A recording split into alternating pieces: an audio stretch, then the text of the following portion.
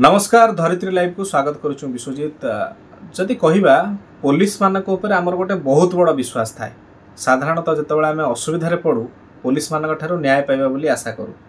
तबे कथा होउची जेमती सेव पेटी भितर गोटे 50 सेव थिले सबु सेव गुड़ा को से पचई दिए, सेमती डिपार्टमेंट भितर जदि कि गोटे मध्य खराब ऑफिसर थाए से समग्र डिपार्टमेंट को बदनाम कर दिए। एक कथा आम कहीं कहूँ बर्तमान ओडिशा नुहे ओडिशा बाहर एमिति किछि चित्र सामना को पळे आसे जितेबाला पुलिस प्रति मनरे टिके खराब भावना समस्त पळे आसे। पुलिस एवं लोक मानक भितर संपर्क जेते पाख करिया पई चेष्टा कले भी एमिति किछि किछि घटना करे समस्त मनरे से इंग्रेज अमलर पुलिस की सामना को पळे आसे को बाध्य करिथाय। तेबे ए विषय रे आमे किछि गुरुत्वपूर्ण कथा बा ओडिशा हाईकोर्ट रो जड़े आईनजीवी अछंती विशिष्ट आईनजीवी सुरेश कुमार पंडा सहित आलोचना करिबा। सर आपन को धरित्री को स्वागत करूछि, केमती अछंती? आपन को स्वागत एवं धरित्री चैनल रो अगणित दर्शक बंधु मान मोर हार्दिक अभिनंदन, कोटि कोटि प्रणाम। गोटे गुरुत्वपूर्ण टॉपिक नै कि आमे आपन पाखु आसीछु कि साधारणतः पुलिस ऊपर लोकंकर विश्वास भरोसा थाए एवं ओडिशा पुलिस पई मध्ये हमें गर्व भी करू। किछि किछि चित्र सामना को आसुछि लागुछि जे से कथा गुडा करे पुलिस निजर मानवीयता टिके हरई बसुछि। याकु नै कि आपन कोन प्रतिक्रिया रखिबे? संपूर्ण सत्य घटना देखंतो राज्य रे छोट मोट घटना को लेकिन किसी थानार लोयर कर्मचारी माने एभली घटना घटाऊँ कि ओडिशा को एवं निंदनीय परिवेश परिस्थिति को नौचन। आपणकर वार्ता आपण गणमाध्यम बहुत बड़ भाइराल होता एसीबी मेडिकल जड़े वयस्क माँकर ट्रिटमेंट निमंते पुआ आसी लाइन रे अच्छा दीर्घ समय धरी किंतु पुलिस बंधु क्यों को भांगी हठात जो किसी विरोध कले और से बंधु जो विरोध कर पुलिस 4 जन कर्मचारी मिसी बाड़ी निर्दम पिटी और मानवीयता को क्षीण कर मानव समाज जो आत्मीयता को क्षीण करने सहित ड्रेस चिरिक जो मार्चन राज्य राज्य बाहर घृणार पात्र निश्चित भाव में आईन साधारण लोकों साधारण लोकों द्वारा भल या सपोज गोटे हार्डकोर क्रिमिनाल तो दंड पाइबा निहाती दरकार किंतु जड़े साधारण लोकटे गोटे आलिगेसन आसी पुलिस ता घर आसी टाणिकी नौची कि जोर जबरदस्त खराब व्यवहार करुच्ची से समय तार जो कोमलमती पिला माने अछंती बा तार जी स्त्री मध्य रही परिवार लोक रही मानसिकता पर प्रभाव पकाउची। साधारण लोक को आईन जानिबार केते गुरुत्व कथा रही कि गोटे फोन आसिले से एटलिस्ट पचारि परिबो कि नहीं मो नारे कोन एलिगेशन आसी ए सब जानियारे तार केते योग्य रही। देखंतु ये संपूर्ण बहुत भल तथ्य देचंदी विश्वाई आपण प्रकृत हृदय 4 कोटी 50 लाख हृदय वार्ता को आपण आज पहुंचैचंदी।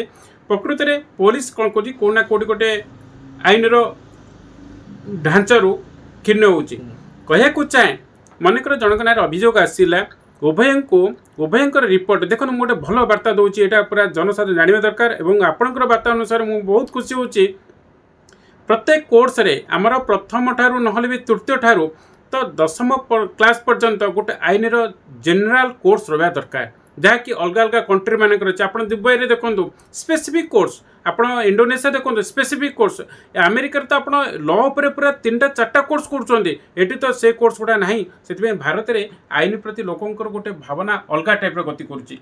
पुलिस वकिलों विचार पूरा आखि बुझिकी विश्वास कर गोटे कथा संक्षेप कहूँ चाहिए अमेरिका जड़े पुलिस अधिकारी जब गोटे आईन टारे कौन परिच्छेद भितर भूल कला आज्ञा जनसाधारण जो भाई आक्रमण करेंगे जीवन से चाकरी छाड़ ना पनिशमेंट कर ना घर द्वार छाड़ी जीव। सत्य कथा अमेरिका दुबई में देखो ये परिस्थिति होची साधारणतः से लॉ के मिसयूज होनी कि ओडिशा रे लॉ को मिसयूज करुवा एकमात्र गोटे डिपार्टमेंट होची पुलिस। कहीं जनसाधारण सी पुलिस विभाग लोक मैंने बर्दी पिंधे से आज्ञा बर्दी शिक्षा दौरा +3 थी जड़े आईएसी लेवल आसिले पर्यटन आप हायर क्वालिफाए आप जड़े बहुत उच्च कोटर क्वालिफाए आप क्वालिफाए छाड़ दौन रिटायर पर्सन आर्मी मान धमकी दे दूसरे बड़ दुखर कथा। किंतु मुझे गोटे कथा आपंकर वार्ता अनुसार कहूँ चाहे प्रत्येक शिक्षा आम लॉ कोर्स रो पुलिस अमानवीय कार्य करुच्ची जुलम करुच्ची थाना बसिकी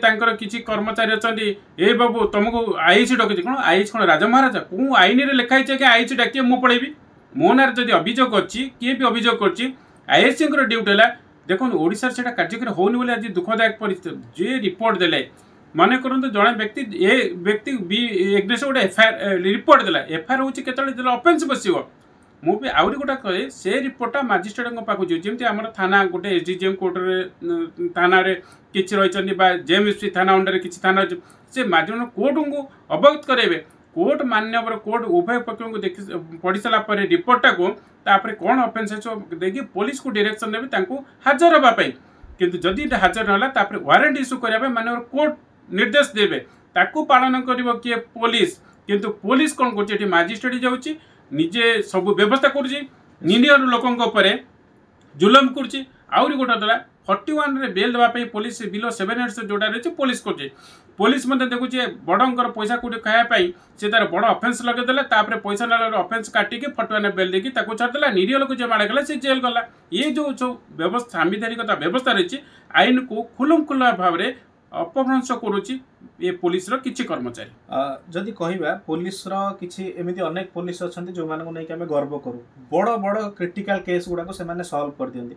କିନ୍ତୁ ଆପଣ ଯେଉଁ କହିଲେ ଯେଉଁ ଅଳ୍ପ କିଛି ଅଛନ୍ତି ସେମାନଙ୍କ ଉପରେ ପୋଲିସର ଯେ ଉପରିସ୍ଥ କର୍ମଚାରୀ ବା ପୋଲିସର ମୁଖିଆ ଟିକେ ତାଙ୍କୁ କଣ୍ଟ୍ରୋଲ ରଖିବାର ଆବଶ୍ୟକତା ଅଛି, ଯେଉଁଥିପାଇଁ ସିଏ ମଧ୍ୟ ନିଜେ ବଦନାମ ହେବାର ହେଉଛି। ସତ୍ୟ କଥା ଆପଣ ବହୁତ ବଢ଼ିଆ କହିଲେ। ଉପର କର୍ମଚାରୀ ମାନେ ପୋଲିସର ଯେମିତି ଆଇଏଏସ୍ଏଫ୍ରେ ଏସିପି ଅଛନ୍ତି, ଆଡିସନାଲ ଏସିପି ଅଛନ୍ତି, ଡିସିପି ଅଛନ୍ତି, ଯେଉଁ କର୍ମଚାରୀ ରହିଲେ ତାଙ୍କ ନଜର ରଖିବା ଦରକାର। ପ୍ରକୃତରେ ଡିଜି ଡିସିପିଙ୍କ ପାଖରେ ଜଣାଅଛି କିଏ କେଉଁ ରେଞ୍ଜର ପୋଲିସ, ଗୋଟେ ଥାନାରେ କିଏ କ'ଣ ଜାଣିପାରୁନାହାନ୍ତି। ଯେମିତି ଆପଣ ପୁରା ଦେଖିଲେଣି ସମାଜରେ ଜାଣିପାରୁଛନ୍ତି କିଏ ଲୋକ କିଏ ଖରାପ କିଏ ଭଲ, କିନ୍ତୁ ପୋଲିସ ଜାଣିବା ଦରକାର ଏବଂ ତା ଉପରେ କାର୍ଯ୍ୟାନୁଷ୍ଠାନ ନେବା ଦରକାର। କିନ୍ତୁ ନ ନେବାର କାରଣ ଦେଖିଥିବେ ଗୋଟେ ପୋଲିସ କର୍ମଚାରୀ ଦ୍ୱାରା ମୋଟାଙ୍କର ସେ ଅଞ୍ଚଳରୁ ବଟିଆ ଦିଆହେଉଛି, ତେଣୁ ସେ କ୍ଷେତ୍ରରେ ତାକୁ ହଟେଇ ପାରୁନାହାନ୍ତି।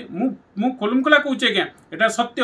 ଯଦି ଗୋଟେ ଅଞ୍ଚଳରେ ପୋଲିସ ଅଧିକାରୀ ଖରାପ ଅଛି, ଅଞ୍ଚଳବାସୀ ତାକୁ ସ୍ୱରୋତ୍ତୋଳନ କଲେ ତୁରନ୍ତ ତାକୁ ସେଟା ହଟେଇ ଦେବା ଦରକାର, କିନ୍ତୁ ତାପରେ ଆକ୍ସନ୍ ନେବା ଦରକାର। କିନ୍ତୁ ପୋଲିସ ବିଭାଗରେ ଆକ୍ସନ୍ ନେବା ଭଳିଆ ଆଜି ଦୃଷ୍ଟାନ୍ତ ପ୍ରତିପକ୍ଷ କିଛି ନାହିଁ। ଶେଷରେ ଆଉ ଗୋଟେ କଥା ଜାଣିବା ପାଇଁ ଚାହିଁବି, ପୋଲିସ ଟିକେ ସମ୍ବେଦନଶୀଳ ରହିବା ଦରକାର। ସପୋଜ ଗୋଟେ ପିଲାଙ୍କ ଆଗରେ ବା ସ୍ତ୍ରୀ ଆଗରେ ଯଦି ଗୋଟେ ଲୋକଟିକୁ ନେଉଛି ଘୋଷାଡ଼ିକି, ସେ ଜାଣିବା ଦରକାର ଏମିତି କରିବା ଦ୍ୱାରା ତାଙ୍କ ଉପରେ ବି କିଛି ଖରାପ ପ୍ରଭାବ ପଡ଼ିବ। ଟିକେ ସମ୍ବେଦନଶୀଳ ରହିବା ଦରକାର। ଆପଣଙ୍କର ଭାଷା ଅନୁସାରେ ମୁଁ କହୁଛି ସମ୍ବେଦନଶୀଳ, ତାକୁ କୌଣସି ପ୍ରକାର ନ୍ୟାୟ ଆଇନ ଦିଆଯାଇନି ଯେ ପବ୍ଲିକ ପରିବେଶରେ କାହାକୁ ଆକ୍ରମଣ କରିବା, କାହାକୁ ବାଡ଼େଇବା, କାହା ଘରେ ଜୁଲମ କରି ଆଣିବା। ଆଜ୍ଞା ଆଜିକାଲି ଯାହା ଚାଲିଛି ପୋଲିସ ମନମୁଖୀ। ଯଦି ପ୍ରକୃତିରେ ଭଲ ବିଚାର ବିଭାଗରୁ ଆସିବେ, ମୁଁ ତ କହୁଛି ବିଚାର ବିଭାଗ ଯଦି ପୋଲିସକୁ ଆଙ୍କୁଶ ଲଗେଇବେ ରାଜ୍ୟର ପୋଲିସ ସୁଧୁରିଯିବ। ପୋଲିସକୁ ସୁଧାରିଲା ବାଟ एकमात्र विचार विभाग। आजिका दिन में विचार विभाग ओडिशार मध्य भल विचारपति मो नलेज को आसुना जी पुलिस को डांटा आज्ञा विचारपति जदि नरम हो राज्यवासी अवस्था कौन हम। आज पुलिस गुंडा देखा जदि विचारपति ठीक रहे पुलिस गुंडाराज चलनी। जदि विचारपति दुर्बल आज आम राज्य में नेता मंत्री पुलिस समस्त ये गुंडाराज चलैन। आंक देखा देखी जो मैंने मदुआ माता सी गुंडाराज राज्यर परिस्थिति अणायत परिवेश गोटे भल लोक राजरास्ता चली जावा कष्टदायक हो गलानी। गोटे भल लोक घर बाहर जाकि भल काम कर फेर विश्वास रोनी। आज गोटे निरीह लोक जे जनसमाज रे तार घर द्वार पिला सुरक्षा दब ताहा भी असंभव। ये दायी होचंदी आमर विचार विभाग, एथिपाई दायी होचंदी पुलिस विभाग, एथिपाई दायी होचंदी नेता मंत्री जो माने रहिले। एमानकर अवस्था दिन यही राज्यवासी एभली करेंगे आज्ञा स्थायी हजिज। मु सत्य कथा कहूँ कहीं जड़े आईनजीवी हिसाब से देखिली बर्तमान जहाँ परिस्थिति गुंडाराज कंट्रोल करुवा विभाग यदि गुंडाराज कंट्रोल न करेंगे आसंता दिन राज्य में एभली विपर्य परिस्थिति सृष्टि हम। तेणुक से मोर निवेदन आसतु जनसमाज सम्मान देवा सहित समस्त न्याय प्रदान करवा, समस्त हृदय को आपणी नवा, कहारी मान सम्मान हानि है भाया केबे भी पदक्षेप नेबानी। निश्चित भाव में आम सहित थिले वरिष्ठ आईनजीवी सुरेश कुमार पंडा। आम आलोचना करुले विभिन्न दिग उपरे। आशा करुछु पुलिस होची लोक मानकर रक्षक, तेणु पुलिस समस्त कथा कहूनु जो किछि पुलिस मध्य विशृंखलित आचरण करुछंती सेमाने सुधरिबा दरकार एवं पुलिस एवं जनसाधारण भितर जो संपर्क ताहा मधुर होगा दरकार। एया नुह कि पुलिस को समस्ते से ब्रिटिश अमलर पुलिस बोली वर्तमान समय भाविबार अछि। कटक विश्वजित नायक रिपोर्ट, धरित्री लाइव।